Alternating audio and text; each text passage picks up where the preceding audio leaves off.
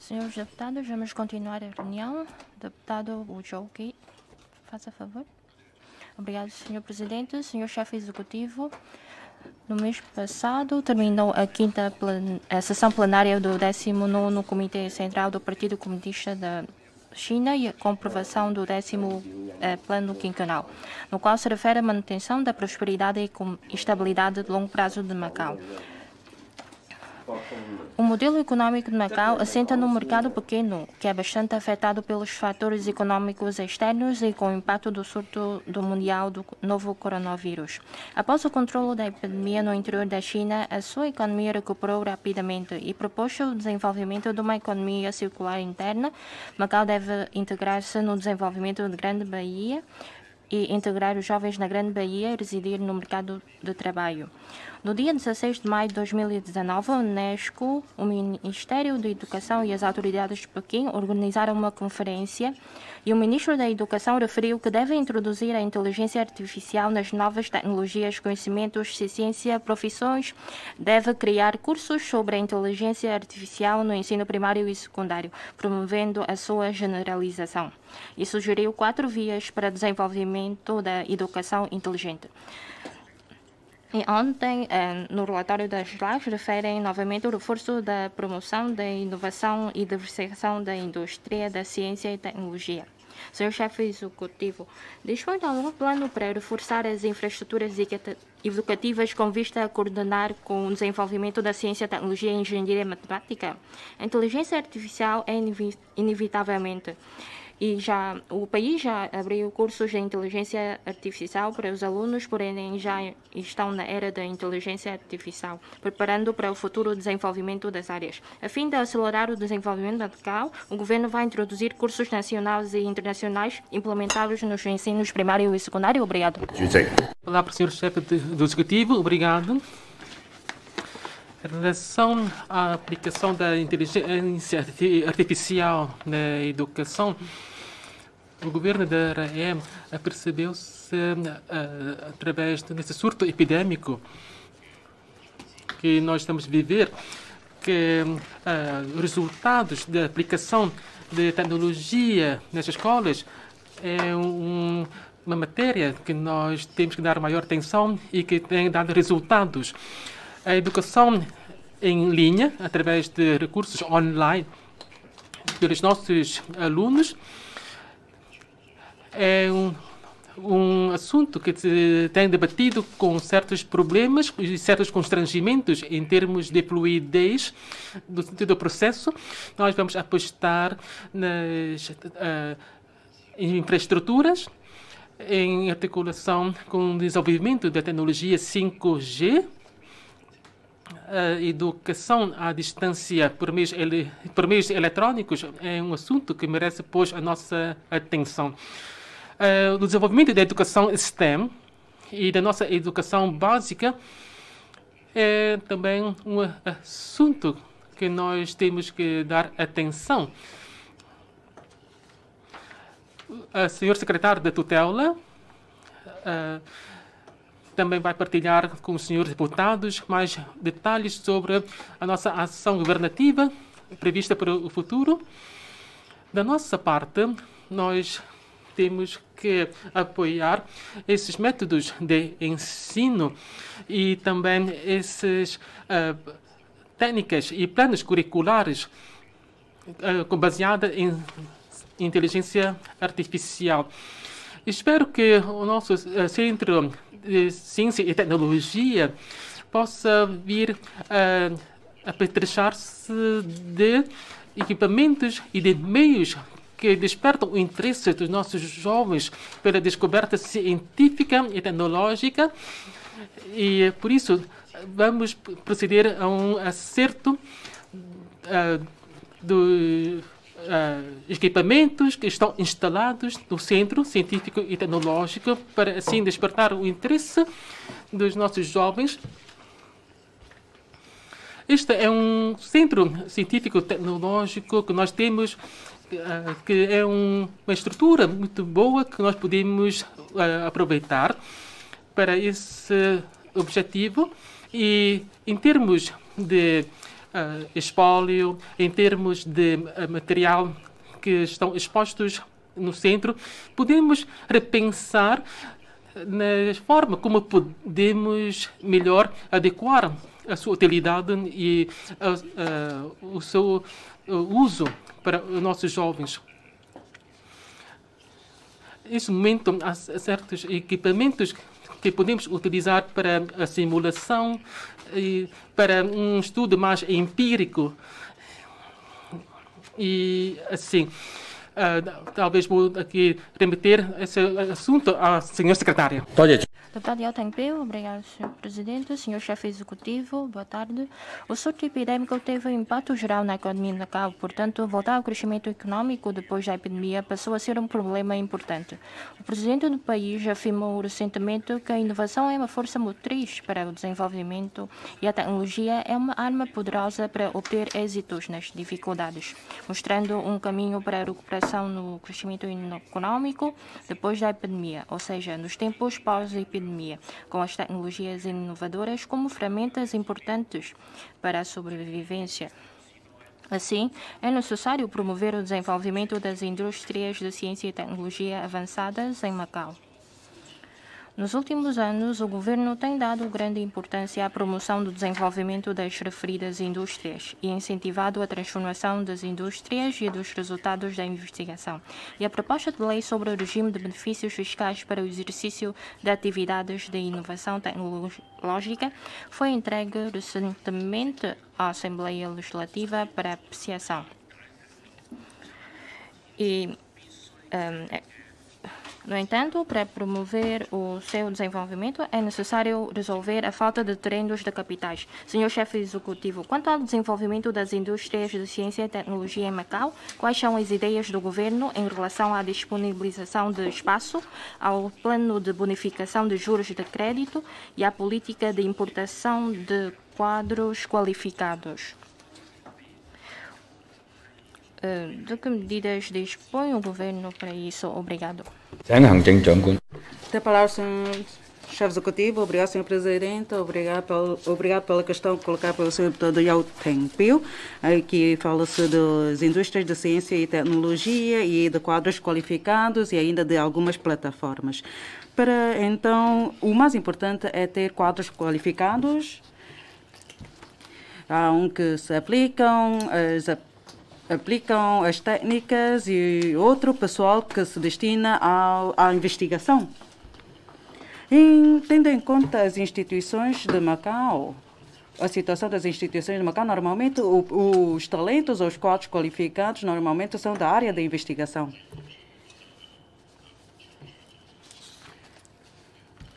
E por isso há que, então, rever a nossa legislação, porque muitas vezes esses investigadores, sim, fazem estudos, análises e depois não conseguem produzir as novas tecnologias. E assim temos que, então, introduzir os respectivos ajustamentos à nossa legislação para que as instituições possam, então, produzir também, entre aspas, essas novas tecnologias. Em segundo lugar, é importar talentos, ou atrair talentos. Acho que agora temos vários regimes para, então, poderem trabalhar cá em Macau. E será que os talentos ou os quadros qualificados que conseguem entrar através desses regimes conseguem mesmo contribuir para esta área? Por isso, estamos a estudar, a definir uma política para o efeito. Vamos, então, definir uma lei e vamos entregar a proposta de lei à Assembleia Legislativa. E isto é do âmbito da Lei de Quadro de Recursos Humanos Qualificados. É que os talentos, se calhar, temos, por enquanto, talentos da área da AI e para o próxima fase ou período, se calhar, já precisamos de outro tipo de pessoal. Agora, temos que ter uma lei de quadro para ver o que são talentos ou quadros qualificados. E por isso temos que ter um fundamento legal para então poder avançar o nosso trabalho. E estamos já a estudar e a analisar. Trata-se de um tema, de uma matéria que já estamos a efetuar análises e estudos. E espero no próximo ano posso já então definir um quadro legal para isto. Agora, sim, já recentemente lançamos o plano de bonificação de juros de crédito e, em comparação com as outras regiões vizinhas, claro que os nossos planos não são planos muito satisfatórios. Se calhar temos que, então, introduzir ajustamentos para ver como é que podemos, então, atrair mais capitais do exterior, mais investimentos do exterior. Então, vamos efetuar os respectivos estudos e análises. E também, com o apoio das várias partes, então, depois de atrair os quadros qualificados a Macau, então é que podemos ver como é que vamos desenvolver as nossas indústrias. Por isso, apelo aqui para todos os países e regiões, para quem está interessado em desenvolver essas indústrias em Macau, então poderão participar nessa área, no desenvolvimento dessas áreas. Obrigado. Deputado Maxwell Cui. Obrigada, Sr. Presidente. Sr. Chefe Executivo, o governo mencionou há dias que ia concentrar na promoção e desenvolvimento do mercado financeiro moderno e do mercado de títulos, a par de ajustar gradualmente a estrutura industrial de Macau. Mas a Autoridade Monetária de Macau, os Serviços de Proteção Ambiental e a Associação de Bancos assinaram uma proposta que visa promover o desenvolvimento das finanças verdes de Macau. Alguns peritos e académicos entendem que isto é bom, tendo em conta que a indústria é de alto valor acrescentado, podendo ter um forte impulso no PIB global e no emprego. Senhor Chefe Executivo, no que respeita ao futuro planeamento para o desenvolvimento da indústria financeira, o governo deve acelerar o planeamento de um ambiente inovador favorável à resolução das questões fundamentais para o desenvolvimento da indústria financeira, tais como, primeiro, a edificação jurídica da área financeira em Macau não acompanhou o desenvolvimento e a capacidade de prevenção de riscos e de controlo das entidades reguladoras do setor financeiro está abaixo dos padrões internacionais. Segundo, está em falta um mecanismo de formação e introdução de profissionais financeiros internacionais e de talentos de apoio, tais como contabilistas, auditores, analistas financeiros fretados, etc. Por fim, há que adotar uma nova perspectiva para criar um mecanismo que possa ajudar a facilitar o fluxo de capitais entre Macau e o interior da China. Isso vai ser feito? Obrigado. Faça a favor, Sr. Chefe Executivo. Obrigado, Sr. Presidente. Obrigado, Sr. Deputado Maxwell Cui, pela questão. Que já debatemos ou trocamos impressões relativamente às finanças. Que muitos já levantaram suas questões, dizendo que há falta de suporte legal na área financeira e que dificilmente se consegue um desenvolvimento sem um suporte legal. Quer dizer, já elenquei quais as leis a serem produzidas, por exemplo, a lei da fidúcia, etc, etc. E que vai produzir um conjunto de leis relativamente à área financeira, em conjunto, quer dizer, vamos fazer esse trabalho em conjunto com instituições especializadas para definir o quadro e para harmonizar com a ordem jurídica de Macau. Quer dizer, incluindo várias legislações, por exemplo, a lei relativamente à emissão de obrigações. Por isso, nós temos de, primeiramente, construir uma base legal para atrair os investidores do exterior. Por exemplo, para desenvolver o mercado secundário das obrigações. Mas quando acontecer algo, qual o regime sancionatório a aplicar? Esta é que é a base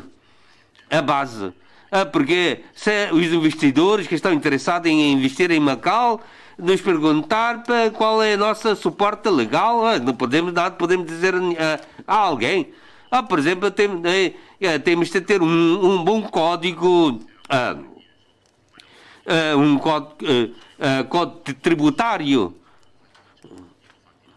Porque que nós temos de ter normas nesse código. Isso também depende da sua aprovação por parte da Assembleia Legislativa. Isto tudo contribui para completar a legislação relativamente à área financeira. Por exemplo, falou-se há bocado sobre os contabilistas, auditores. Espero que os jovens que estão a tirar um curso nessas áreas que vão estagiar-se nos respectivos escritórios. Porque há necessidade de quadro qualificado para essa área, porque abrange vários especialistas e não só das finanças. Por exemplo, vejamos o caso da Singapura. Eles têm muitos quadros qualificados, porque ele tem um mercado de bolsas. E por isso tem que ter auditores para elaborar o IPOs, em inglês IPO. A primeira coisa, nós temos que ter quadros qualificados que pode promover ou para formar os talentos de Macau. Os recém-graduados nessas áreas, eles são os quadros qualificados, mas só que destituem de experiência.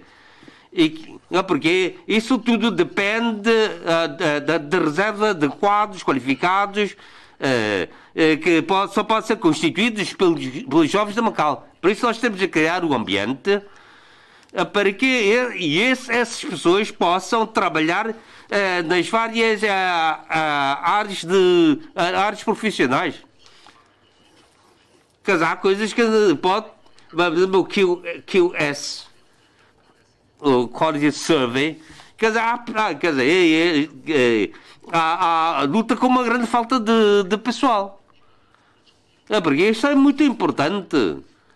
Qualquer trabalho que fosse tem que ter o seu QS, o Quality Survey. Quer dizer, também temos grande falta de talentos de apoio em termos de BIM. Quer dizer, por exemplo, tanto a manutenção, reparação, a localização das canalizações. Nós temos que ter isto para servir, para saber para onde é que haja um furo num determinado cano de esgoto. Por isso que nós temos de intensificar a formação nesta área. Eu troquei impressões com o deputado Wu Zhou, que como é que nós vamos preparar esse pessoal, porque temos de encurtar a distância para atingir os padrões internacionais. Por exemplo, cada quartos tem de dispor de instalações de combate a incêndio. Por exemplo, sobre as drenagens pluviais e das águas domésticas. Porque isto tem de ter um apoio de outros profissionais. Por exemplo, uma fábrica, temos até pessoal especializado que nos presta o apoio na aquisição dos diversos materiais de fabrico. Quer dizer, porque é um mercado. Quer dizer, porque as funções são repartidas entre o pessoal. A primeira coisa que nós temos de ter é uma base legal. Quer dizer, para que com a contribuição dos nossos jovens, vamos adquirir experiências através da introdução dos quadros qualificados do exterior para desenvolver esse setor de atividade em Macau, tal como o fez a Singapura. Deputado Chandrankar, obrigado, Sr. Presidente, Sr. Chefe Executivo, boa tarde. No seu discurso na celebração do 40º aniversário do estabelecimento da Zona Econômica Especial de Shenzhen, o presidente Xi Jinping encorajou-nos a tomar medidas para aprofundar a construção da Grande Baía, relevante para o desenvolvimento diversificado da economia de Macau. Como a economia de Macau foi severamente afetada durante a epidemia, a população de Macau tornou-se cada vez mais consciente da importância da sua diversificação. A integração no desenvolvimento nacional e a construção da Zona de Consolidação de Cooperação Guangdong-Macau constituem uma oportunidade importante para o desenvolvimento diversificado das indústrias de Macau. Alguns dos projetos de maior sucesso são o Parque Industrial de Medicina Tradicional, o Instituto Internacional de Produção, Ensino e Estudos de Macau e o Novo Bairro de Macau. Estes projetos podem dar um novo impulso ao desenvolvimento a longo prazo de Macau, mas a cooperação aprofundada entre Guangdong e Macau não se deve limitar aos conteúdos referidos, pois há que ter uma mente aberta, reformar e inovar, aprender os pontos fortes e complementar com os pontos fracos, introduzir um modelo de gestão inovador e livre e aberto, de modo a materializar as devidas obrigações e demonstrar a eficácia da cooperação. Senhor Chefe Executivo, de que planos dispõe quanto ao modelo de gestão e sistema legal da Zona de Consolidação da Cooperação Guangdong-Macau? Obrigado. Senhor Chefe Executivo, faça favor. Obrigada, Presidente. Agradeço a pergunta do deputado. Quanto à zona de cooperação aprofundada entre Guangdong e Macau e Hanqing, creio que já noutras questões, noutras perguntas já respondi. Daí que não vou repetir, mas entretanto, de fato, nesta zona de cooperação aprofundada, devemos também equacionar o que o senhor deputado acabou de referir. De fato, nesta zona, também temos de ter em conta as autorizações do governo central, porque a lei de Macau, neste momento, não consegue, assim, entrar diretamente para uma zona transfronteiriça.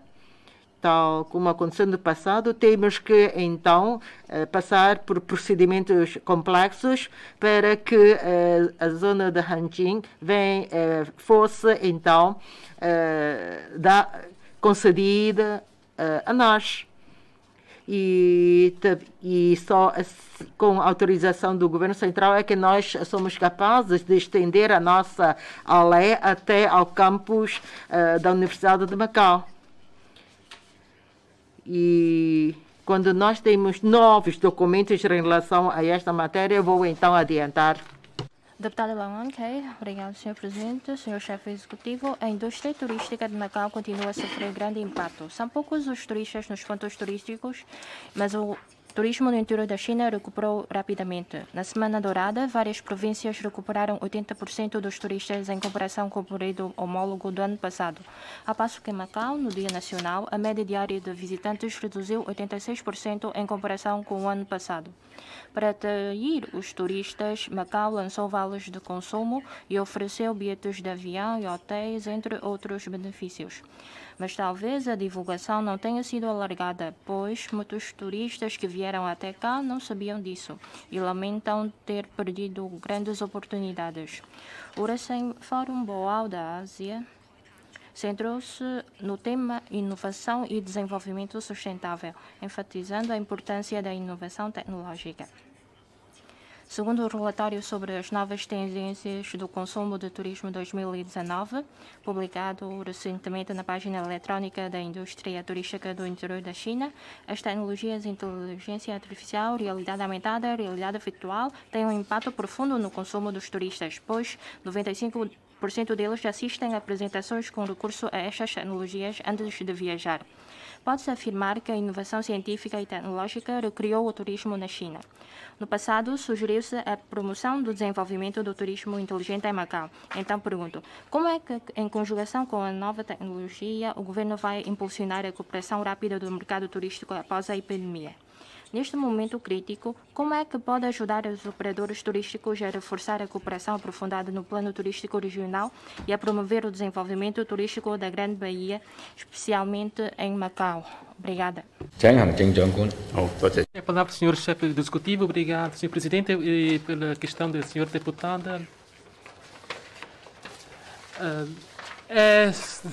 Seguramente podemos dizer que o setor do turismo vai sofrer um grande impacto por causa da epidemia neste ano e, por isso, nós temos vindo a colaborar com as grandes empresas como a Alibaba, Tencent e outras grandes empresas para a divulgação do nosso turismo.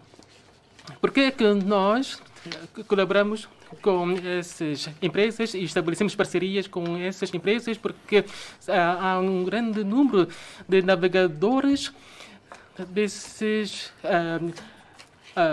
portais dessas empresas. E, ultimamente, nós não temos assistido a um incremento muito significativo do número de visitantes, mas, posteriormente, tem vindo a verificar-se um incremento progressivo do número de visitantes. Lançamos programas como vales de consumo e oferta de bilhetes de avião e hotéis. E são medidas que têm surtido um efeito de alavancagem de 20 e tal vezes. Tem tido um efeito multiplicador para o incremento e desenvolvimento do nosso turismo. Através desses portais eletrônicos, e assim, nós temos que pensar também outras medidas para além dessas. Porque nós vemos que ainda não temos as fronteiras abertas com Hong Kong, por exemplo, e mesmo assim há opiniões que dizem que temos que pensar no mercado além fronteiras, do outro lado de fronteiras da China interior. E assim temos que explorar o mercado de visitantes através de pacotes turísticos em 2 locais do interior e também em Macau. É por isso que nós temos vindo a trabalhar em diversas ações promocionais e esperamos que por altura da época de Natal ou da festividade do Ano Novo Lunar, podemos contar com um maior número de turistas e deixar-lhes as pessoas saber que Macau é uma cidade segura e tem todas as condições para os receber. Quanto à utilização da inteligência artificial, realidade virtual e outras tecnologias para a promoção turística, se nós promovemos Macau através dessas tecnologias, as pessoas já não estão interessadas em vir a Macau para visitar em loco, isso não é benéfico. Temos que promover Macau para que as pessoas venham, de fato, a Macau, visitam, de fato, Macau pessoalmente. Se as pessoas acharem que já visitei Macau através das tecnologias, através desses meios tecnológicos, já não estou interessada em visitar Macau, isso não é benéfico para Macau. Muito obrigado. Deputado Socorro.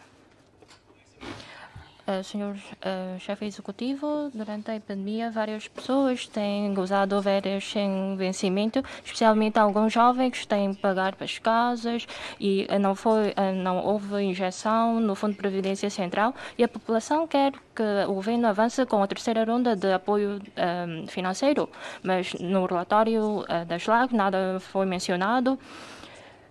E os apoios às empresas foram milhões de patacas.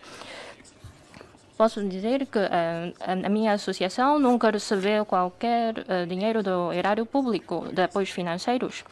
Por isso, segundo a lei da associação, segundo a referida lei, caso receber um montante superior a determinado, tem de apresentar as suas contas. Mas só que essas associações nunca divulgaram isto e, por forma, foi esquivado as suas responsabilidades. Por isso, esse horário público foi devidamente utilizado e o senhor chefe executivo disse que está a estudar esta matéria, mas isto ainda não foi resolvido. Apresentei um projeto de lei sobre esta matéria e agora hoje eu queria perguntar o seguinte: quando é que o governo vai resolver ou aperfeiçoar esta matéria, ou seja, do projeto de publicação de contas sobre as associações? E quanto o senhor chefe executivo, quando é que vai resolver este problema que está a afetar a população? Obrigado. Obrigado, Sr. Presidente. Obrigado pela questão colocada pelo Sr. Deputado Sow Kah Ho. Já fiz algumas pesquisas. Também tenho que clarificar o seguinte, que não há associações que estão a receber milhares de milhões de patacas de subsídios. Não há nenhuma associação que está a receber esse montante de subsídio, porque é só uma associação, então não são todas as associações. Tal como disse no relatório do DASLAC, uma das prioridades das ações governativas é efetuar o reordenamento dos fundos, a reestruturação dos fundos. Já estamos a ver qual é o problema e já estamos a trabalhar para esse efeito. Não estou a esquivar-me das minhas responsabilidades e de não dar uma resposta a esta questão. Nós vamos trabalhar para isto e vamos então regulamentar esta matéria. Já falei com a senhora secretária, ex-secretária, e com o respectivo gabinete de planeamento, que é o Gabinete para o Planeamento e Supervisão dos Ativos Públicos, e já estamos então a desenvolver os respectivos trabalhos. Só peço a todos para nos darem um bocadinho de tempo, porque temos que ter informações nas nossas mãos, é que podemos então avançar os nossos trabalhos. Sim, há muitas associações que recebem subsídios, mas a maior parte das associações não estão a receber subsídios. Mas agora, quais são as funções das associações e Claro que as associações que recebem subsídios, nós temos que ver quais são os trabalhos que essas associações estão a desenvolver.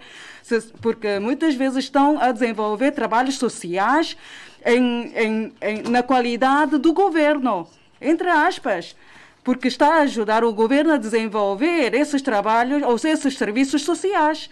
Nós não podemos, então, efetuar um corte radical com esses subsídios, porque temos que analisar qual é o destino desses subsídios concedidos a essas associações. Vamos ver onde é que eles gastam o subsídio. E temos que ver, por exemplo, quando gastam o respectivo subsídio, estão a beneficiar quantos idosos, por exemplo, e quantos trabalhadores estão a contratar, então, para conseguir prestar este tipo de serviços aos idosos, por exemplo. Tal como a Caritas, o presidente Punjimei, sim, nós atribuímos esses subsídios às Caritas, porque estão a desenvolver serviços do governo. Quer dizer, estão a desenvolver alguns trabalhos que o governo deve fazer. É que sabemos muitas associações também este ano suspenderam algumas das atividades. Claro que esses subsídios então suspendemos, mas agora, tendo em conta o trabalho que vamos desenvolver no próximo ano, ou seja, sobre a revisão dos fundos, por exemplo, o Fundo da Cultura e da Fundação Macau, etc. Então vamos estudar a matéria juntamente com os secretários. É que antigamente, depois do retorno à pátria, então já constituímos mais do que 20 fundos. E depois, os fundos normalmente fazem pedidos, uns são aprovados, outros não. Por isso, temos que fazer uma reforma. Também trata-se de uma prioridade das nossas ações governativas. Não me vai dizer que então o governo não quer fazer isto, porque já estamos a trabalhar. Porque nós não vamos adoptar medidas provisórias para isto, porque queremos que o trabalho seja feito de uma forma geral e quando é tempo oportuno para divulgar, então divulgamos. Porque para fazer uma lei também tem que passar pelas mãos da Assembleia Legislativa e depois é que se aplica, é que se implementa a lei. Isto é uma regra já que temos vindo a seguir. E temos que seguir desta maneira, porque temos que ter uma lei, um fundamento legal, e não podemos, então, pedir às associações para revelar, então, essas informações, porque não temos ainda uma lei para regulamentar esta matéria. Não podemos, então, pedir a essas associações para efetuar a publicação das suas contas. Eu até já visitei todas as associações, até centros de dia. 700 idosos que necessitam de refeições, então essas associações estão a prestar serviços de entrega de refeições até a casa dos idosos. Os assistentes sociais estão a carregar às costas os idosos para então descer até ao ras do chão. Por isso, nós não podemos dizer que o governo é que só está a conceder subsídios só para as grandes associações. Não. E depois diz-me que há associações que estão a receber milhares de milhões de subsídios. Não há. Temos que ser pragmáticos, temos que analisar as informações com pormenor e depois vou clarificando as questões, porque sabemos que essas associações estão a evitar todos os seus esforços para prestar serviços à nossa sociedade, porque nem todos os serviços podem ser prestados pelo governo. E mesmo junto dos interessados. Porque as associações estão a funcionar a 24 horas para a prestação de serviços à nossa população. E nós só trabalhamos 35 horas, não é? Nos serviços públicos. Obrigado. Face ao impacto do mundo do surto do novo coronavírus, setores do jogo e do turismo foram severamente afetados, trazendo influências sem precedentes para o desenvolvimento de Macau. Por isso, Macau, o que é digno de elogio é que o governo lançou uma série de medidas para aliviar as pressões dos setores. O plano de subsídio de consumo, Vamos Macau, Semana de Macau em Pequim, bem como o Carnaval para desfrutar Macau. Ainda um curso em relação com o Grande Prémio. Em finais de setembro, o interior da China começou a emitir vistos e em outubro o número de visitantes em Macau ultrapassou 600 mil, mantendo-se em 2 mil. As excursões do interior da China apresentam 6,44 milhões. E em Hong Kong foi o segundo maior mercado emissor de turistas, com 7,35 milhões de visitantes. Mas no ano passado, dos 3 primeiros meses, uma queda de 80%. Senhor chefe executivo, Macau é uma cidade segura e conveniente para viajar. Qual é a sua opinião sobre a abertura de excursões no interior da China e o reconhecimento mútuo dos códigos de saúde de Hong Kong e Macau? Dispõe de alguma calendarização para o efeito? Por exemplo, quanto às vacinas, por enquanto ainda não temos vacina, queria saber qual é, ou seja, segundo as instruções da Organização Mundial de Saúde, de que medidas, porque eu queria saber em comparação, porque Hong Kong é uma cidade que agora temos de fazer quarentena os turistas de Hong Kong quando virem a Macau, mas, por exemplo, estão a adotar uma medida do travel bubble adotada em Hong Kong. Queria ouvir o chefe executivo sobre este aspecto. Obrigado. Eu faço a favor, Sr. Chefe Executivo. Obrigado, Sr. Presidente. Obrigado, Sr. Deputado Chan Cha-mo, pela questão colocada.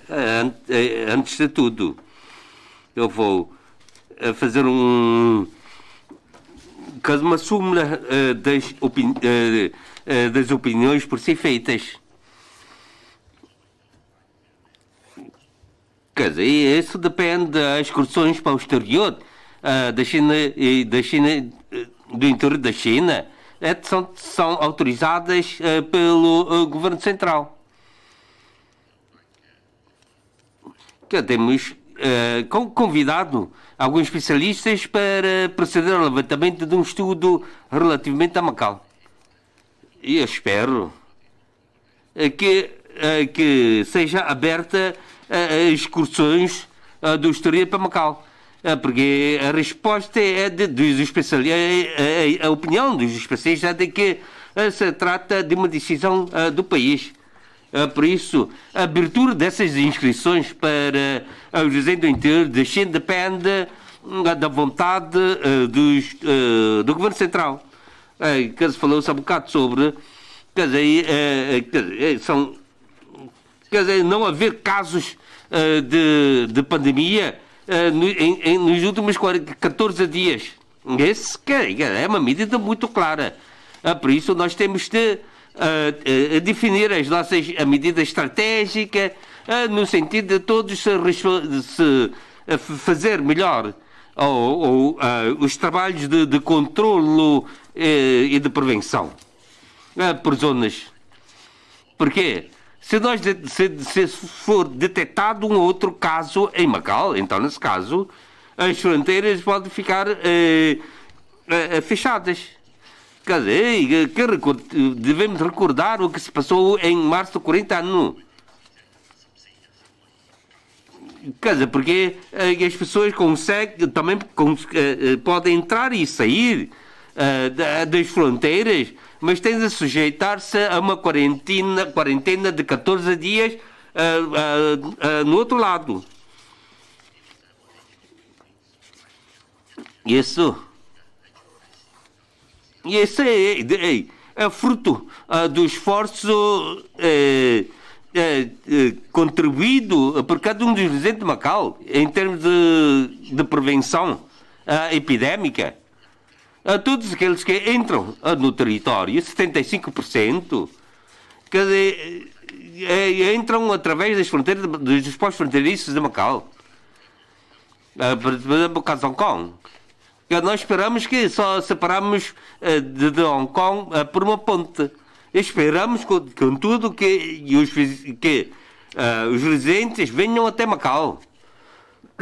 Se vamos abrir as fronteiras, então, nesse caso, quer dizer, porque isso também tem que ter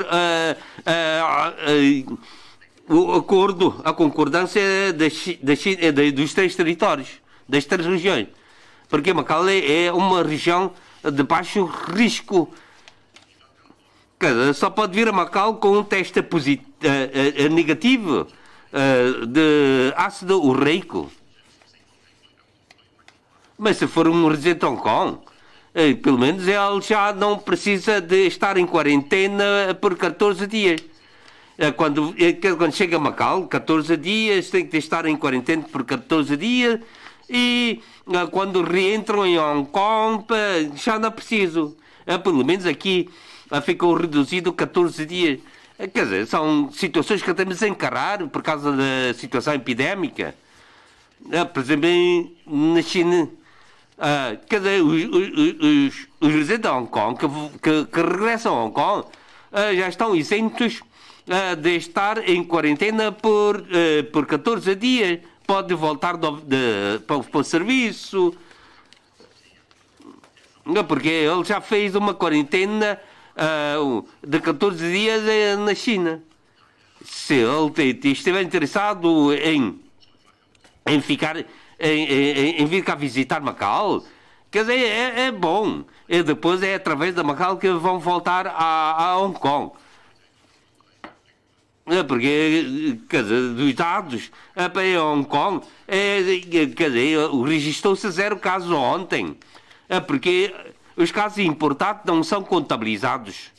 Desde que, quer dizer, a infecção local seja 0, é considerado como uma região de baixo risco. Por exemplo, em Tianjin ou em Xinjiang, quer dizer, são considerados médio o risco. Se as pessoas vierem a Macau, ou as pessoas que foram visitar essas duas regiões, estão sujeitas a uma quarentena de 14 dias. Porque há 2 casos em que não foram assim declarados. Estamos a acompanhar ou a seguir esses casos. Qual o nosso risco? Quer dizer, acho que devemos aguentar por mais algum tempo. Quando haja, quer dizer, um teste de ácido úrico obrigatório, eu creio que muito em breve podemos retomar as passagens transfronteiriças.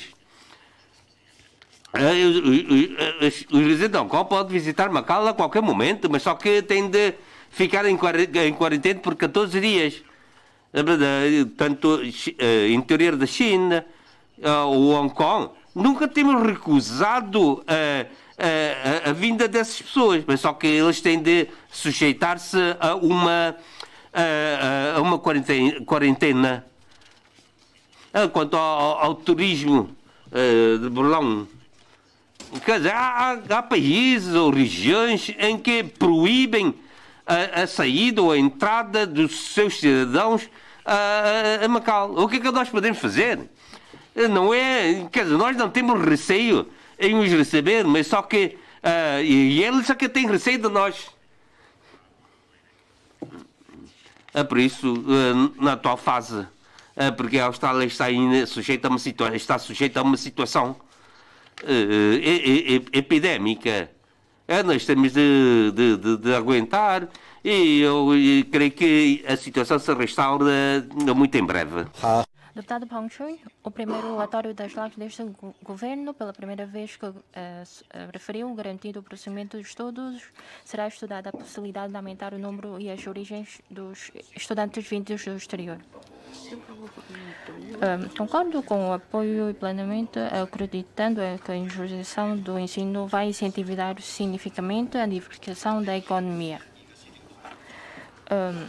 No relatório da SLAC, o senhor disse que vai garantir o procedimento de estudos locais e será estudada a possibilidade de aumentar o número e as origens dos estudantes e será impulsionado o empreendedorismo das instituições do ensino superior.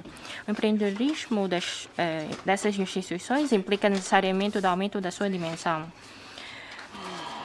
E as universidades têm um campus suficiente e em comparação com outros setores houve um aumento do número de alunos inscritos nesses cursos e Macau está a desenvolver-se de forma bastante alargada. E como não tem campus suficiente, por isso precisa de alargamentos desses espaços.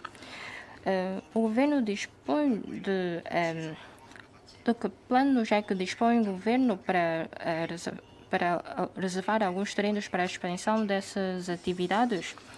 Sim, estamos muito preocupados sobre este aspecto, por isso eu queria ouvir se o governo já tem desenvolvido essas matérias como um setor bastante importante. Obrigada. Senhor Chefe Executivo, obrigado, Senhor Presidente. Agradeço a pergunta do deputado Pang Chun. Em primeiro lugar, o ensino superior, será que pode ser uma indústria emergente Para mim, eu acho que o ensino superior trata-se de um modelo tradicional. Não posso dizer que é uma indústria emergente, porque já existe há muito tempo e é a base da educação. Para que seja uma indústria, temos em Macau muitas instituições de ensino superior, quer oficial, quer do setor privado. E quanto aos alunos, de fato, o que estamos a ver é que a situação pandêmica da Europa e também em relação a determinados países, a atitude assumida por determinados países em relação a Macau, sabemos que mostraram a sua confiança com a nossa educação. Quanto às escolas do setor privado, nós não temos uma proporção rigorosa, mas para as escolas oficiais, sim, esta proporção é rigorosa. As instituições oficiais, porque depende do erário público, daí que a nossa parte, provavelmente, o governo, a nível política, vai também acompanhar a evolução e a reforma das universidades, porque o nosso erário público está a suportar o funcionamento das universidades oficiais. Sem afetando os interesses dos alunos, será que podemos então ajustar a proporção ou a percentagem dos alunos provenientes do interior da China? Bem como atualizar as propinas, porque neste momento uma grande percentagem das despesas das universidades oficiais são suportadas pelo nosso erário público. Daí que encontrar um ponto de equilíbrio é muito importante. Por um lado, os alunos locais não venham a ser afetados e, por outro lado, muitos alunos, quer do interior da China, quer de outros países exteriores, se pretenderem estudar em Macau e que nós possamos manter este equilíbrio, podemos então pensar em ajustar a percentagem. Porque no interior da China, as propinas, mesmo para os jardins infantil, são mais elevadas do que as nossas universidades. Embora em Macau nós tenhamos professores também convidados do exterior de renome. Então, mas seja como for, temos de garantir que os interesses dos alunos locais não venham a ser afetados e tentamos, então, por outro lado, permitir mais alunos do exterior. Deputada Lamia Fon, boa tarde. O senhor disse no seu relatório que vai fazer a reforma da administração pública. E no relatório também falou sobre isto e hoje queria ouvir e saber como é que vai fazer uma revisão dos regimes de delegação de competências, de responsabilidade, aquilo que deve fazer e aquilo que não deve fazer, pois só assim é que podem ser responsabilizados, estabelecendo um regime de responsabilização dos governantes e, ao mesmo tempo, através de uma adequada delegação de competências, mobilizar a iniciativa e flexibilidade dos serviços subordinados e elevar a eficiência administrativa. E sobre este regime de delegação, qual é o ponto de situação sobre a revisão disto? Quais são os rumos que vão ser seguidos para introduzir maioria? Existe alguma calendarização para referência?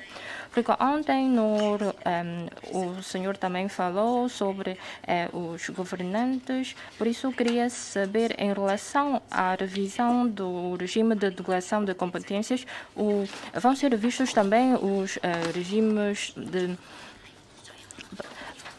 Porque isto, talvez há situações em que não houve a delegação de competências e há funcionários públicos que têm medo de cometer erros, por isso, sendo um funcionário responsável, tem medo de serem sancionadas por feito coisas, por havido falhas. Por isso, quanto à revisão do regime de delegação, vai haver ou não revisão do regime de sanção? Obrigada. É a palavra, Sr. Chefe do Executivo. Obrigado, Sr. Presidente e Sr. Deputado Lamilfon. Em relação à reforma da administração pública, também cheguei a responder às questões há bocado dos senhores deputados há pouco, não vou repetir. E em relação agora a outra questão sobre a delegação de poderes, regime de responsabilização, o senhor secretário André Chen vai depois dar mais detalhes aos senhores deputados nos próximos dias. Da minha parte, eu considero que a grande maioria dos trabalhadores da função pública estão aptos e satisfazem as exigências. Neste momento, nós deparamos-nos com dificuldade de encontrar dirigentes de serviços, porque se nós tivermos um diretor de serviço que seja disposto a vir até a Assembleia Legislativa para ser criticado ou ser interpelado, vemos que muitas vezes há indivíduos que não têm essa disponibilidade ou têm esse perfil. E quando alguém começa a tecer algumas críticas em relação à sua atuação, isso pode dar aso a muitas interpretações também.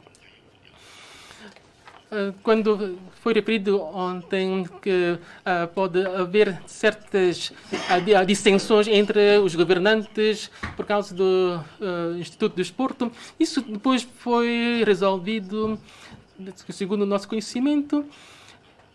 Isso tem a ver com muitas implicações. E por isso eu disse que eu sou a pessoa que tem que assumir a responsabilidade nesse caso.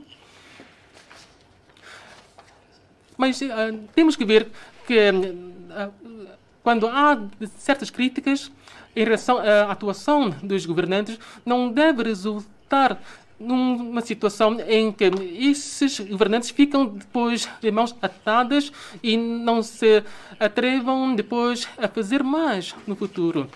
Quando nós falamos na necessidade de haver um prémio ou depois haver uma sanção, temos que ver que a sanção não deve ser aplicada quando um erro foi cometido. Temos que ver de uma forma global e identificar os problemas. Se há, de fato, problema na comunicação, ainda há um superior hierárquico que pode intervir para resolver os problemas. De fato, é difícil assumir o cargo de governantes ou dirigentes de serviços. Agora, não temos muitas pessoas que têm esse interesse de assumir as funções de direção, porque há uma grande pressão sobre eles. Mas nós continuamos a exigir a sua prestação para que satisfaçam as nossas exigências. Vou dar depois essa oportunidade ao senhor secretário. Deputada Ponquichen, obrigado, senhor presidente. Senhor chefe executivo. Sob a liderança do chefe executivo, Macau obteve resultados faseados na luta contra a epidemia, permitindo retomar a sua atividade em face à normalização da epidemia. Enquanto profissional de saúde, tenho orgulhado nos resultados na luta contra a epidemia. Macau, o número de casos registrados em Macau não foi registrado nenhum caso, sem mortos e sem infectados no hospital, o que demonstra que a capacidade de prevenção e controle de doenças transmissíveis e o pessoal médico, as técnicas e equipamentos atingem um certo nível.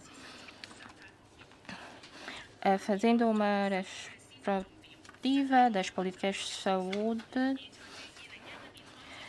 em 2011 foi feito um projeto de melhoramento das infraestruturas E com a inspiração do vice-planeamento e a concorrência da epidemia, os cidadãos prestem mais atenção à sua saúde. Senhor chefe executivo, em relação à normalização da epidemia, quais são os planos gerais de prevenção e controlo, a fim de melhor responder os diversos riscos de saúde pública que possam surgir? De que planos concretos tem o governo para optimizar a saúde em Macau e para a construção do complexo de saúde das Nesias e a formação de talentos na área de saúde, entre outros aspectos que preocupam os residentes? Obrigada. Faça favor, senhor chefe executivo. Obrigado, senhor presidente. Obrigado pelas questões colocadas. Questões relativas ao sistema de saúde. Sim, sabemos que todos dizem que há dificuldades nas consultas médicas, etc. O governo já tem efetuado investimentos nesta área e vamos então continuar a desenvolver os trabalhos da construção das instalações básicas, porque já estamos a começar com o projeto da construção do complexo de cuidados médicos na Ilha da Taipa, com 42 mil metros quadrados, 420 mil metros quadrados,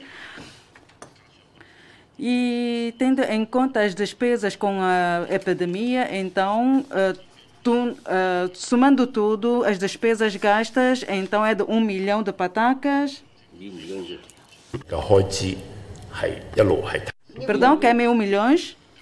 E, de acordo com a área do complexo de cuidados de saúde,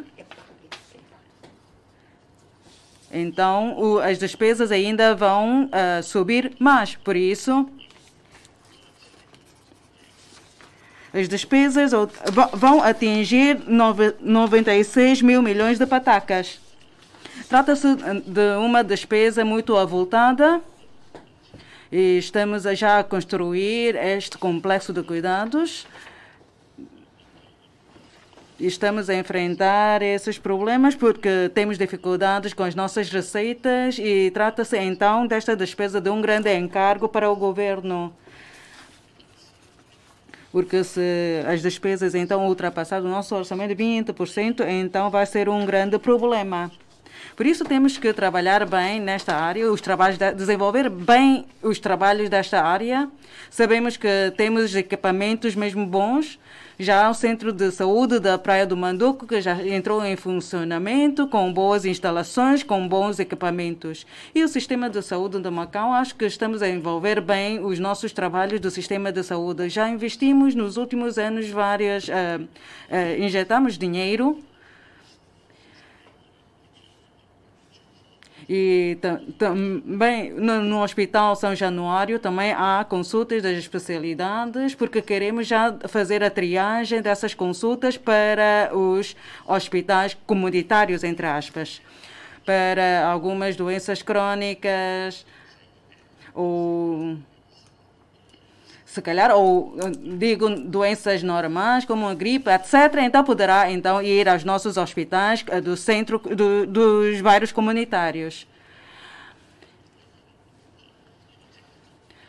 Também o hospital Kenvu também já está a desempenhar as suas funções, prestando serviços à nossa população. Por isso temos um sistema próprio para os médicos particulares do setor privado. Acho que, de uma forma geral, acho que o trabalho está a ser desenvolvido de uma forma satisfatória e o nosso trabalho está sempre a sofrer alterações, tendo em conta a situação epidêmica, o rumo e as orientações e as nossas estratégias também vão, então, sofrer alterações, tendo em conta a situação epidêmica. Só peço à população para, então,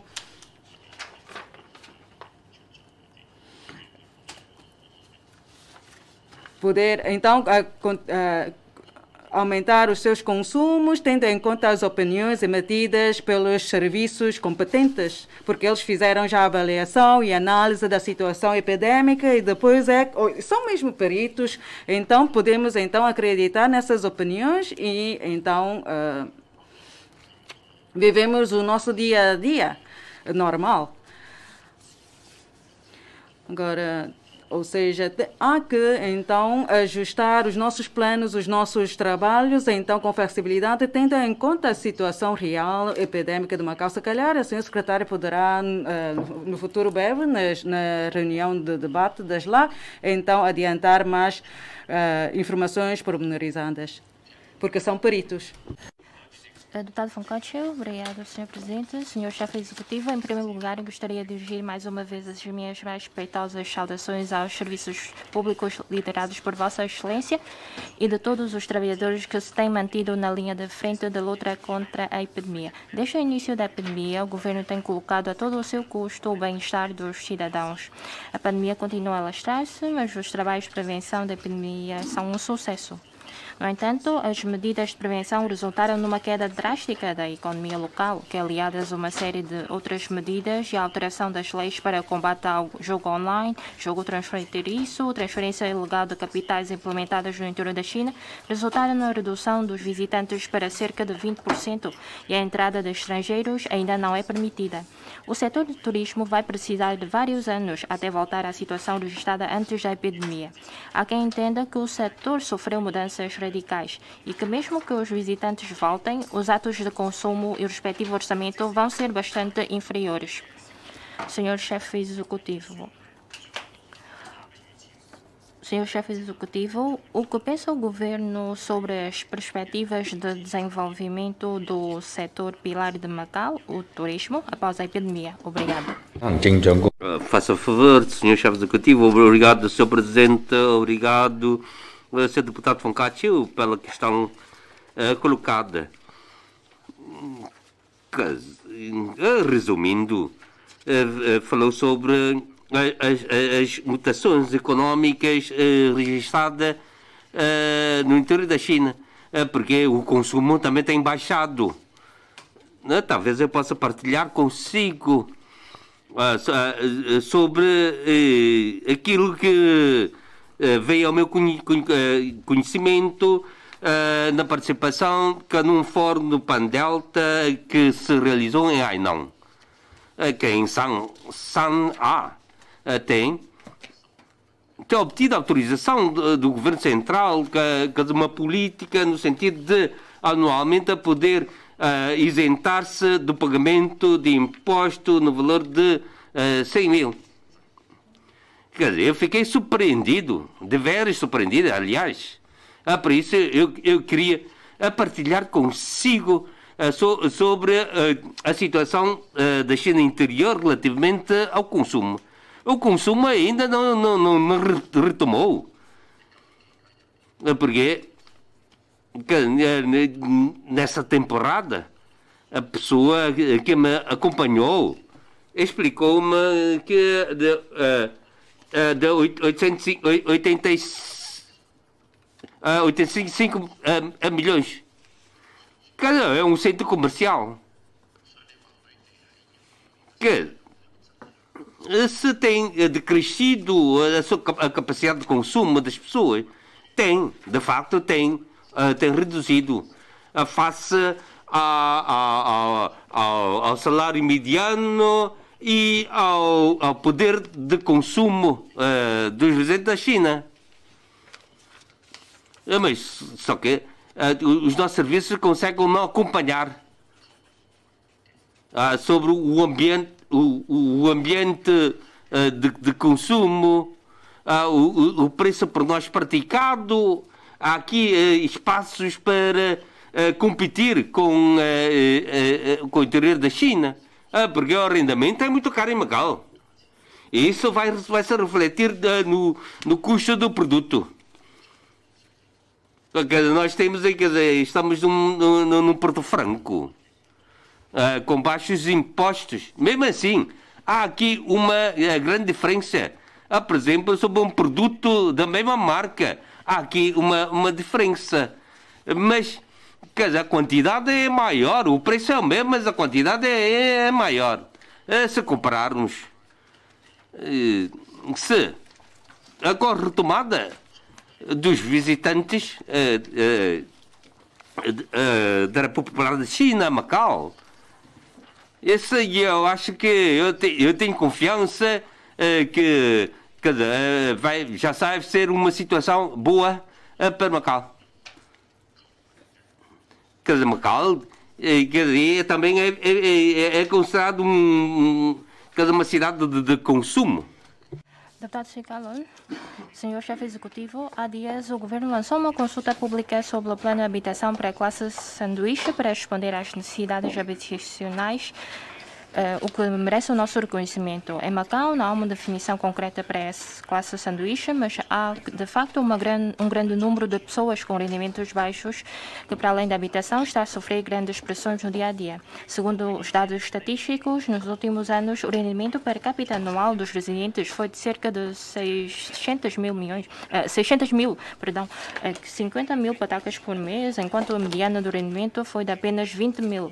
Qual é o problema que se destaca aqui? Na melhor das hipóteses, de acordo com a média, pode parecer razoável um rendimento mensal de cerca de 40 mil patacas por casal num agregado familiar, mas o feito desconto de encargos com filhos, pais, rendas ou prestações hipotecárias e outras despesas básicas do dia a dia, cresce que não sobra quase nada, havendo até quem passe para o grupo dos working poor, que, em comparação com os desempregados e grupos sociais mais fragilizados, o governo tem apoiado menos. Desde a ocorrência da pandemia, muitos deles estão a enfrentar dificuldades devido ao subemprego ou até a licença sem vencimento, e os problemas daí decorrentes estão a aumentar. Senhor chefe executivo, quanto aos working poor, aos funcionários públicos de base, aos que oferem baixos rendimentos, de que medidas dispõe o governo para os apoiar, especialmente face à atual epidemia? A longo prazo, como é que se pode, através de uma distribuição eficaz, fazer com que a população em geral possa partilhar de forma mais razoável dos frutos do desenvolvimento econômico? Obrigado. Senhor chefe executivo, faça favor. Obrigado, Senhor Presidente. Agradeço as perguntas do Senhor Deputado Chicalon. É uma questão que tem a ver com working poor e também com os residentes com baixos rendimentos e os funcionários públicos da base. Quanto aos funcionários públicos, existem ainda funcionários que oferem 120 pontos indiciários mensalmente. E em relação a esses funcionários públicos, nós prestamos então subsídios e que já consegue então atingir o nosso valor mediano. E só uma pequena parte que ingressaram recentemente na função pública, que oferem 120 pontos indiciários, que ainda estão nesta situação, mas só que neste momento, comparando com toda a sociedade, nomeadamente os empregados, creio que ainda, porque nós temos que pensar, temos que saber quantos funcionários públicos que caem então nesta linha de pobreza e quais é que estão no nível de subsistência mediana. E em relação às outras individualidades ou residentes que estão desempregados ou semi-desempregados, eu creio que com a recuperação da nossa economia vão conseguir voltar à normalidade. Mas neste momento não somos capazes de disponibilizar uma segunda ronda de apoio. É difícil porque temos que também pensar nos outros. Isto também através da ação social, esta área, temos mecanismos para apoiar esses residentes, mas agora em termos de política para que esse grupo de pessoas possa ter uma segunda ronda de apoio é um pouco diferente, porque não só esse grupo de residentes, mas sim temos que pensar em toda a população. Obrigado. Deputado Lauchiai, obrigado, Sr. Presidente.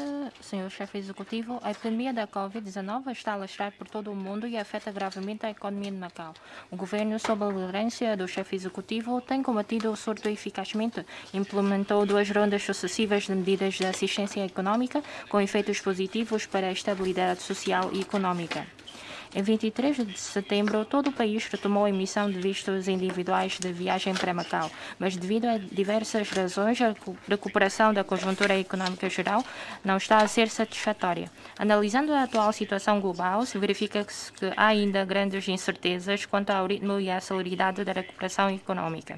Macau encontra-se num ponto de convergência e, segundo o chefe executivo, Macau encontra-se num ponto de convergência e num desenvolvimento de dupla circulação do país e com vantagens únicas de um país, dois sistemas, assim participar ativamente no grande ciclo e da dupla circulação da economia do interior da China e integrar-se da melhor do desenvolvimento nacional são prioridades para o seu desenvolvimento econômico e futuro. Tratam-se de boas medidas. Então, para participar ativamente no grande ciclo e da dupla circulação, isto pode melhor integrar-se para o desenvolvimento nacional e são prioridades para o desenvolvimento econômico atual e futuro. Senhor chefe executivo, qual é o plano concreto do governo para a participação da nova conjuntura do desenvolvimento de dupla circulação do país? Obrigado. Tem a palavra o senhor chefe executivo. Obrigado, senhor presidente, e pela questão do deputado Lau Jing-ai.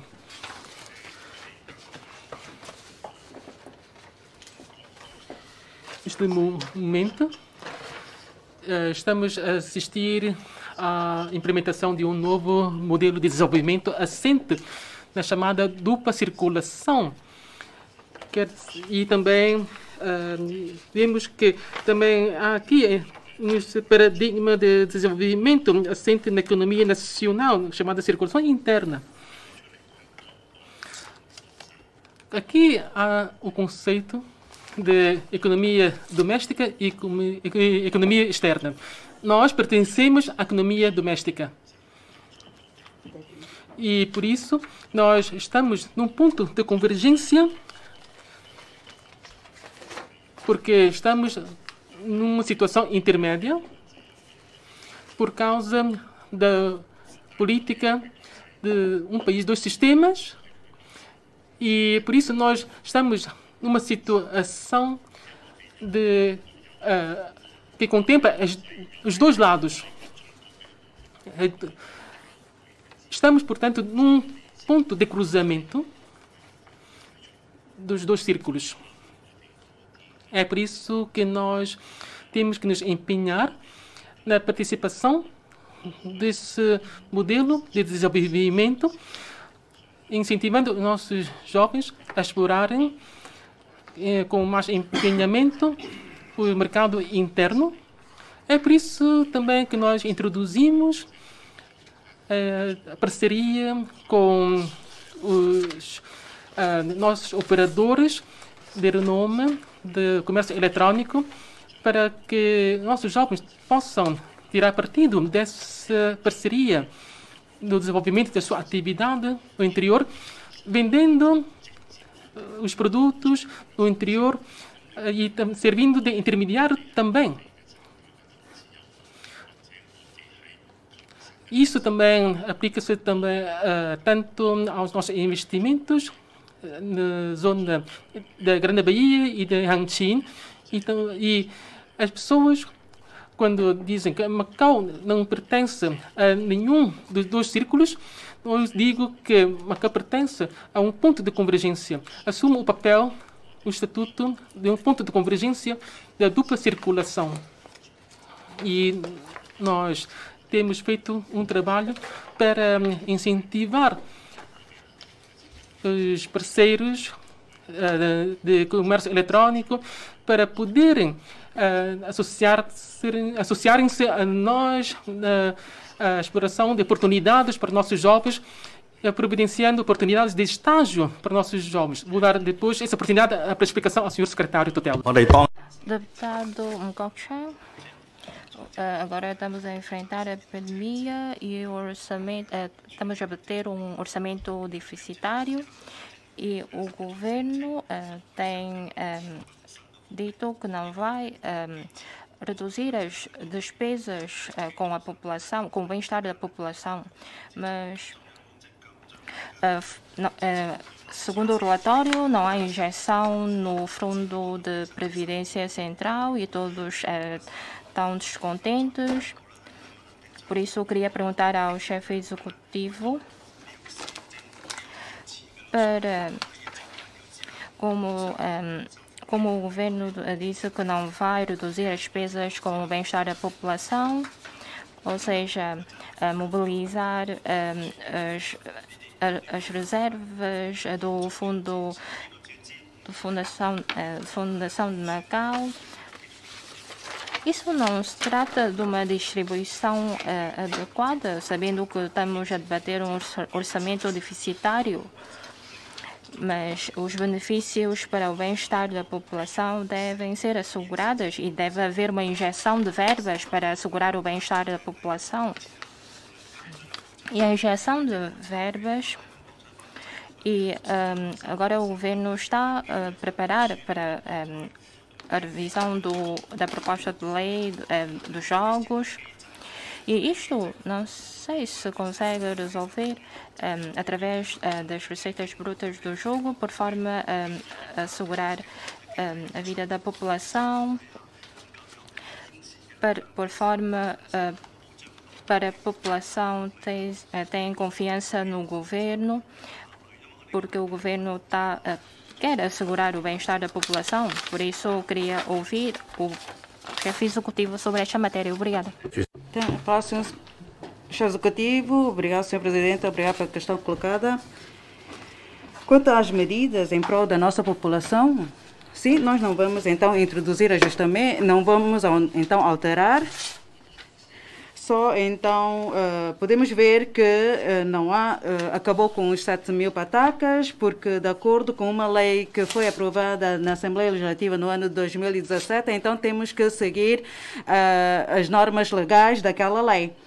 Então, o senhor deputado Mkok Chan sugeriu ao governo para adoptar uma medida para, então, mobilizar verbas da Fundação de Macau para, a título de uma outra função, para, então, conceder aos idosos. Então, qual é o nome que nós vamos dar a este subsídio? Então, subsídio, se for um subsídio para, então, consumir, então, podemos então misturar com o cartão de consumo. Agora, também tenho que clarificar o seguinte, é que se houver saldo de execução orçamental de acordo com a lei, a vigente lei, então temos que atribuir verbas a título de repartição extraordinária de saldos orçamentais. Então, vamos injetar verbas para o fundo para a Previdência Central não obrigatória. Mas agora, com essa sugestão, não sei como é que isto pode funcionar. Nós temos que estudar sobre isto, porque não é a questão não reside, não incide nos 7.000 patacas, porque o dinheiro. Claro que se é para, então, dotar esta verba para os idosos, acho que todos apoiam, mas agora temos que cumprir o quadro legal que nós temos, as regras legais, as normas legais daquela lei. E nós já analisamos sobre isto, analisamos mesmo sobre isto, mas há certos obstáculos, então vamos estudar novamente e depois vou dar uma resposta ao senhor deputado Mkok Chan. Deputado Chan Yela, obrigado, Sr. Presidente. Sr. Chefe Executivo, o regime jurídico dele médico já entrou em vigor há mais de 3 anos. Afinal, o seguro obrigatório para profissionais de saúde previsto nesse regime só está a trazer problemas para os prestadores de saúde, pois esses profissionais acham injusto serem obrigados a comprar seguro. Já falei muitas vezes com o governo esperando que este preste ajuda por sua iniciativa para ajustar os prémios de seguros do setor de saúde, que são elevados. Mas até a data, o governo não tem respondido à interpelação que apresentei em 8 de junho deste ano. No final do ano passado, os dirigentes da AMCM afirmaram expressamente que 3 anos após a entrada em vigor da referida lei, iam proceder em conjunto com os serviços de saúde à revisão do respectivo regulamento administrativo.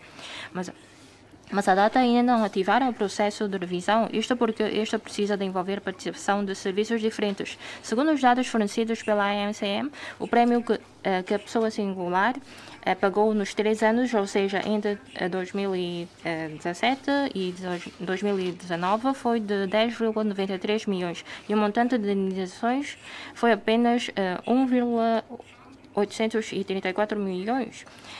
Nestes 3 anos, os centros de saúde privados consultórios pagaram um prémio de 21,25 milhões, enquanto o valor de indenizações das companhias foi meramente de 2,287 milhões.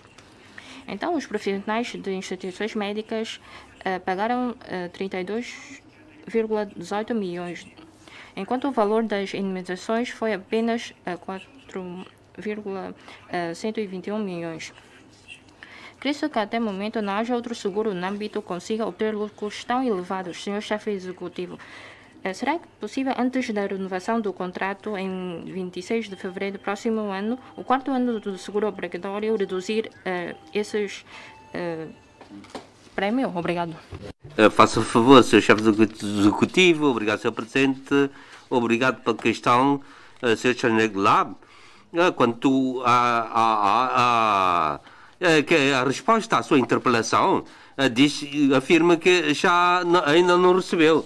Mas parece que em 7 de janeiro, em 1 de julho, já estava a resposta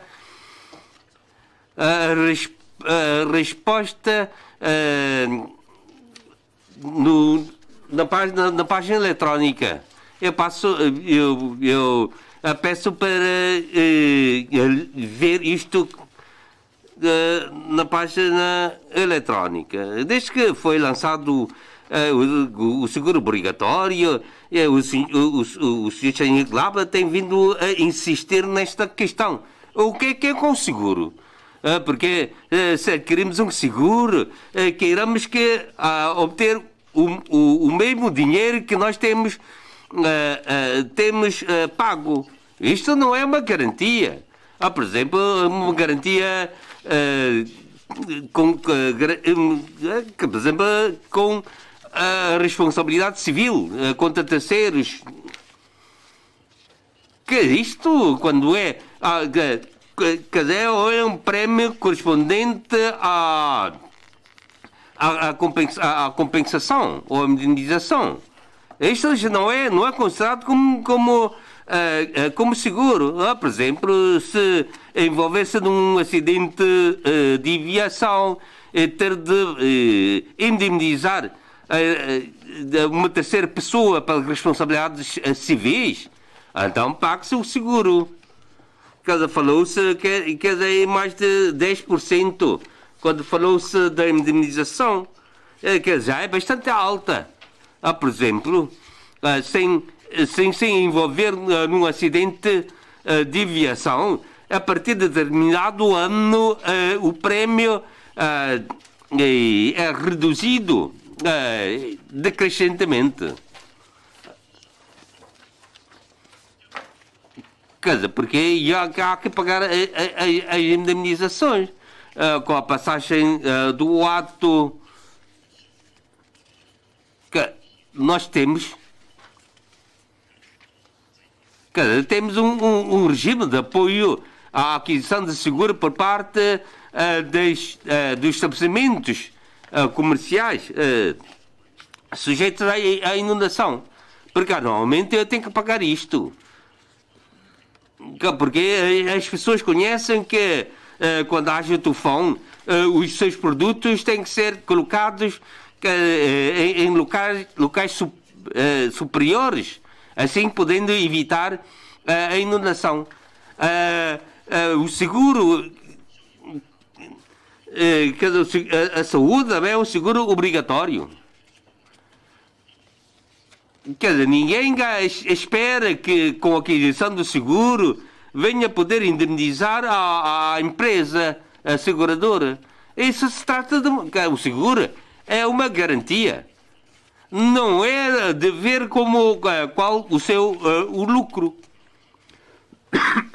Quando as pessoas adquirem a responsabilidade civis contra terceiros.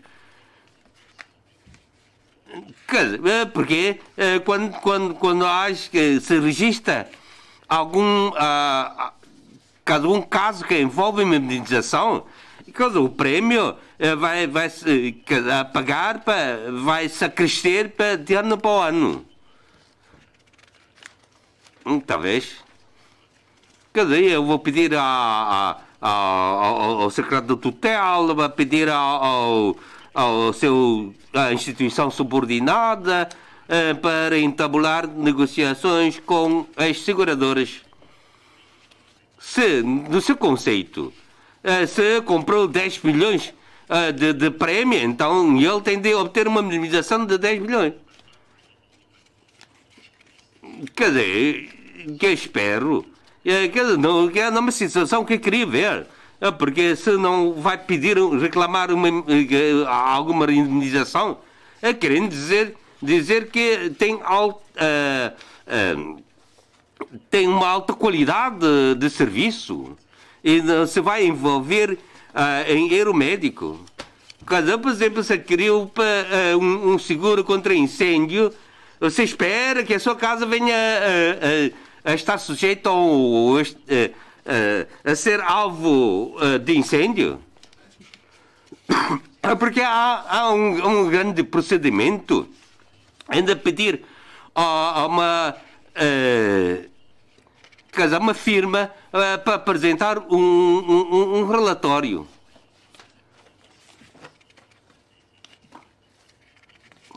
Porque com a aquisição do prémio seguro, eu acho que o efeito é completamente diferente daquilo que pensa.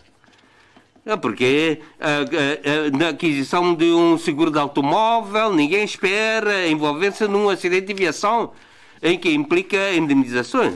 Obrigado. Deputado Choi Sai-choi, obrigado, Sr. Presidente, Sr. Chefe Executivo.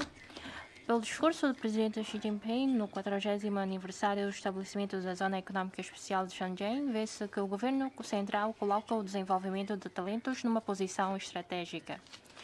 Nos dias de hoje, os talentos são o primeiro recurso, segundo o chefe executivo. E para promover a diversificação adequada da economia, construindo de forma contínua o Centro Mundial de Turismo e de Lazer e a plataforma de serviços para a cooperação entre a China e os países de língua portuguesa. E também falou sobre a introdução de talentos. Senhor chefe executivo, pode partilhar conosco as ideias do governo sobre o planeamento a longo prazo de formação de talentos? Obrigado. Senhor chefe executivo, faça favor. Obrigado, presidente. Agradeço também a pergunta do senhor vice-presidente. Sabemos que os talentos são o nosso primeiro recurso. Isso já é concebido, por isso quer ontem, quer hoje, repito e saliento esta importância. E o governo tem dado sempre importância à formação de talentos desde o primeiro mandato do governo até o presente quinto mandato. Os trabalhos nunca pararam. Tal como referi, temos agora a imigração a título de técnicos e, por isso, temos de aprender das experiências que conseguimos obter através das diversas políticas para a formação de talentos, inclusivamente a atração de talentos para virem para Macau. Nós, então, vamos fazer bem o trabalho, o que é que se entende por talento e quais são os talentos que nós precisamos, porque pelo mundo fora existem muitos talentos, mas olhando para a nossa orientação de desenvolvimento, os nossos planos definidos para este ano, para o próximo e para anos seguintes, a plano curto, médio e longo prazo, por exemplo, talento da área da medicina, tradição chinesa, até técnicos qualificados da área de ciência e tecnologia e de inovação. Todos esses técnicos vamos também procurar atraí-los para trabalhar em Macau. Antes de mais, temos que definir bem o nosso plano, o que é que vamos fazer, o que é que vamos desenvolver neste ano e para o ano, no terceiro ano, no quarto ano. E depois vamos fazer uma avaliação e um balanço daquilo que já foi feito atrás. E assim é que vamos equacionar as soluções. E a longo prazo, espero que nós possamos formar os nossos talentos locais.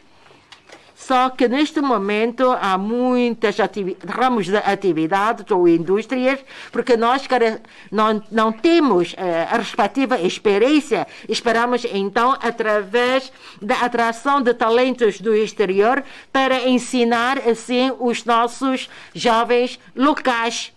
E ao fim e ao cabo, no final, os talentos vão ser totalmente locais. Só que neste momento temos então criar condições para atrair talentos exteriores, por forma a ensinar os nossos jovens locais. Este é o nosso primeiro plano. E depois de ter o respectivo relatório pronto, vou então partilhar convosco. Deputada Alcântara. Obrigada, Sr. Presidente. Senhor Chefe Executivo, o senhor foi o Presidente da Assembleia e depois tem dado especial atenção à classe sanduíche desde a sua candidatura e lançou uma consulta pública, mas olhando para o documento, verifica-se que a habitação para a classe sanduíche pretende construir é um tipo de habitação que apenas é a versão atualizada 2.0 da habitação. E na conferência da imprensa negou isto.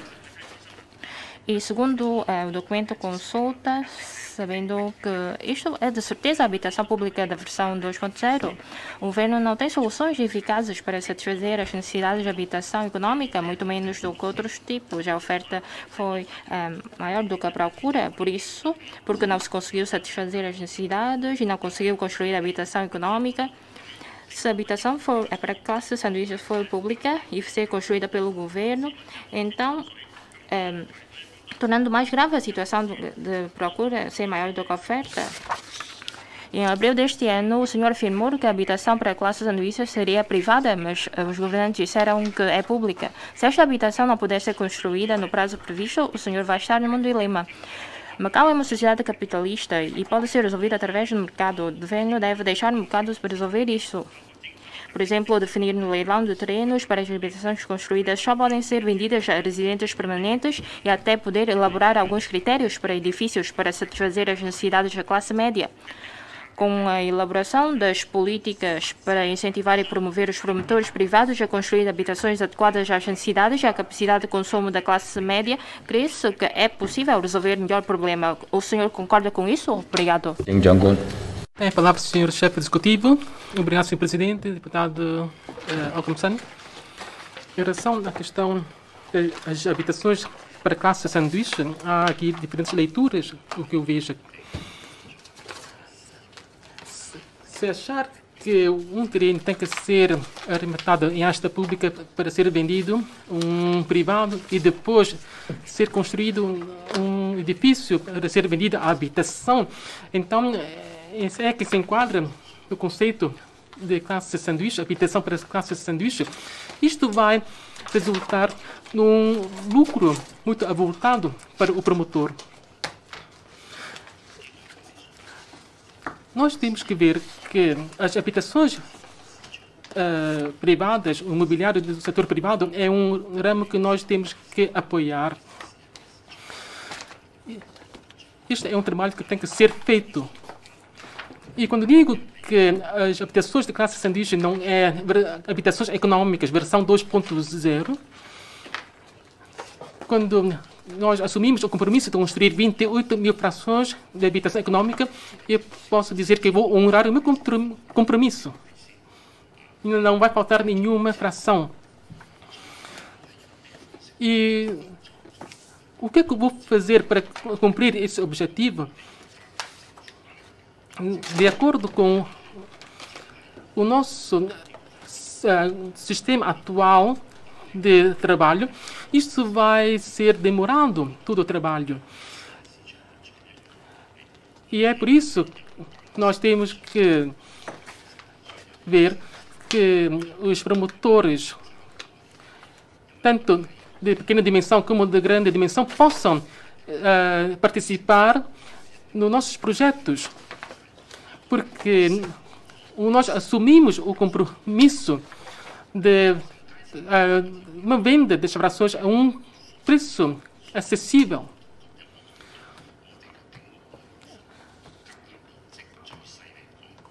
E como eu disse ontem, quanto aos compartimentos das frações de habitações económicas e do setor privado, há aqui uma diferença em termos da área e em termos da qualidade. E quando nós queremos construir uma fração muito grande, isso também vai repercutir-se também no preço da fração que vai ser vendida. Se nós estipulamos agora um rácio de 60% a 70% do custo, então nós vamos poder facilitar essa venda para a população das frações. Porque se nós vendemos um terreno por arrematação em asta pública e depois o promotor elevar o preço, isso não vai contribuir para o alívio das condições de venda para a população. O preço das vendas de habitações de classe sanduíche também não vai ser barato. E, assim, esperamos que os nossos jovens que estão, neste momento, ainda a candidatar-se para uma habitação económica, aqueles que se enquadram nas condições estipuladas para esse tipo de habitações também podem ser desviados para habitações de classe sanduíche.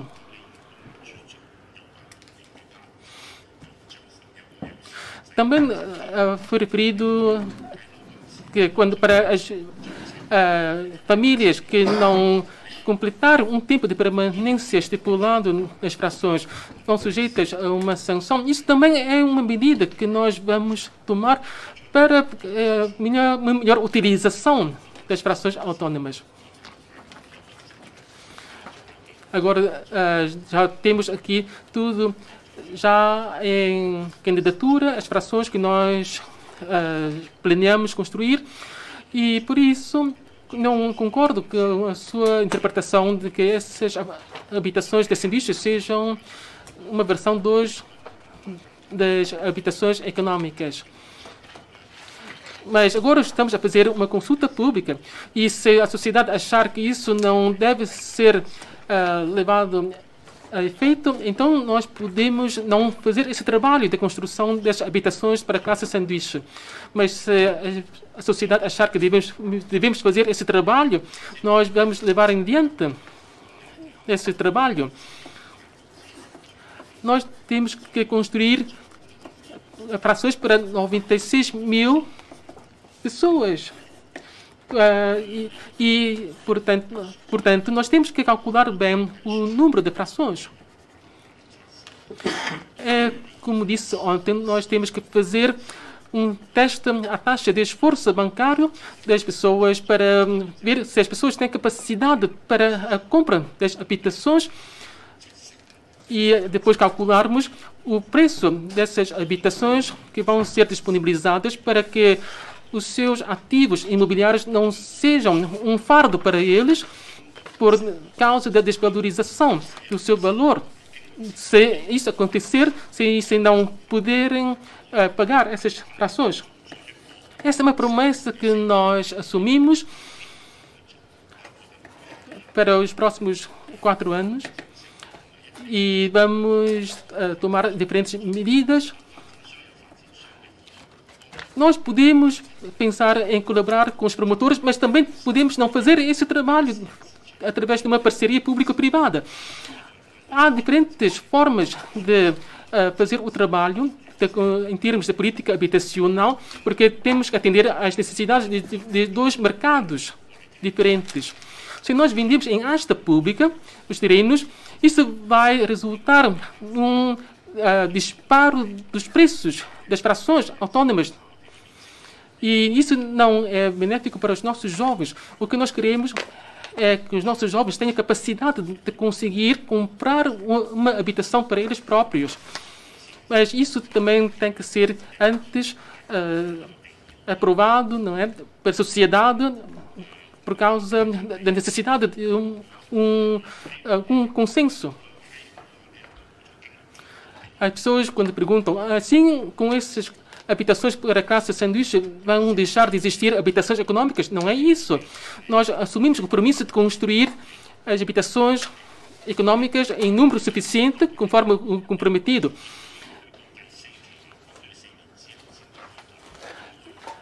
Quando nós abrimos uma nova candidatura, isto pode ser daqui a 4 anos.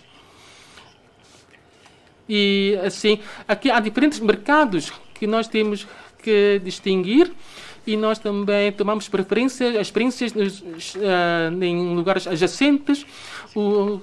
A experiência de Hong Kong é ainda mais complicada do que o nosso. E Singapura também tem outras formas, outras soluções. E nós queremos ter soluções que sejam adequadas a Macau. Muito obrigado. Deputado Wong Heng-fai, obrigado, Sr. Presidente, Sr. Chefe Executivo. Quanto ao desenvolvimento do setor financeiro moderno, Macau tem de aperfeiçoar uma série de regimes jurídicos fundamentais do setor financeiro para contribuir à diversificação das indústrias. Com o desenvolvimento da Grande Bahia, Macau deve ainda procurar a articulação dos diplomas legais entre as 3 regiões. Segundo informações, o Comitê Permanente da Assembleia Popular de Zhuhai vai incluir as normas de desenvolvimento financeiro na nova área de Hanjin e no plano legislativo dos regulamentos locais de Zhuhai. E segundo o relatório da SLAC para 2020, estamos ao serviço da zona da Grande Bahia e a construção de uma faixa pela promoção, inovação e desenvolvimento do setor. Senhor Chefe Executivo, qual é o ponto de situação desses trabalhos? Obrigado. Tem a palavra, Sr. Chefe Executivo. Obrigado pelas questões colocadas pelo Sr. Deputado Wong Heng-fai. Sim, falou-se sobre as normas de desenvolvimento financeiro na nova área de Hanjin, na Zona Econômica Especial de Zhuhai. Sim, já estão a definir, fazer um plano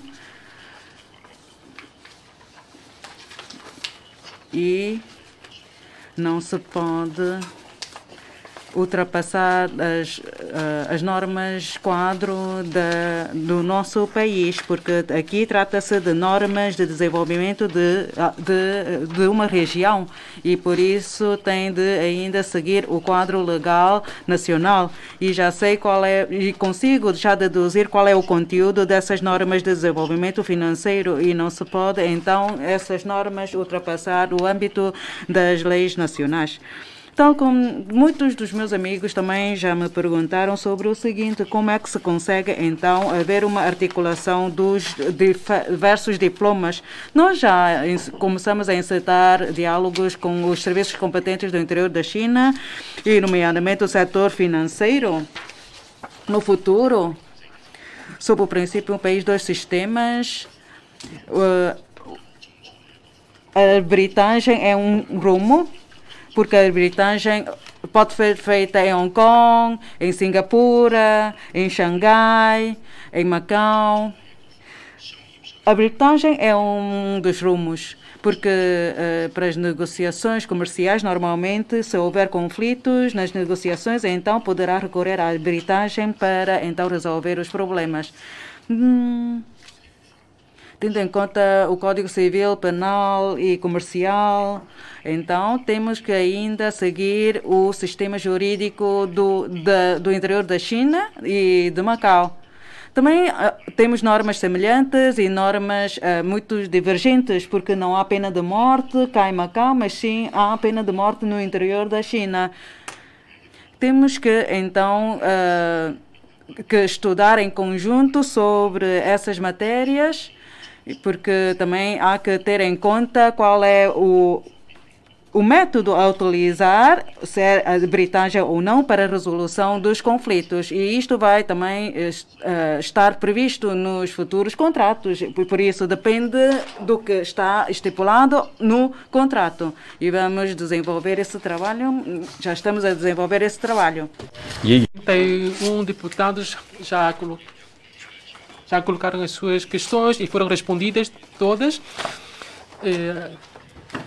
Agradeço novamente ao senhor chefe do Executivo e os senhores membros do Governo e do Conselho Executivo.